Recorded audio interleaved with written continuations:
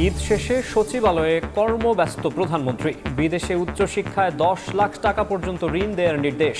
জ্বালানি খাতে সহায়তায় এপ্রিলে IMF এর সঙ্গে বৈঠক। জুলাই অভ্যুত্থানের আকাঙ্ক্ষায় গুরুত্ব বিএনপির। 2 এপ্রিলের মধ্যে অন্তর্বর্তী সরকারের 133 অধ্যাদেশের বিষয়ে প্রতিবেদন। মতপার্থক্য হলে প্রাধান্য পাবে সংবিধান। ক্লিনিক হাসপাতালে অনিয়মের পাহাড়। রাজধানীতে অভিযানে বন্ধ কয়েকটি। মানসম্মত সেবা নিশ্চিতের নির্দেশ প্রধানমন্ত্রীর। ছাড় না দেওয়ার হুঁশিয়ারি স্বাস্থ্যমন্ত্রীর।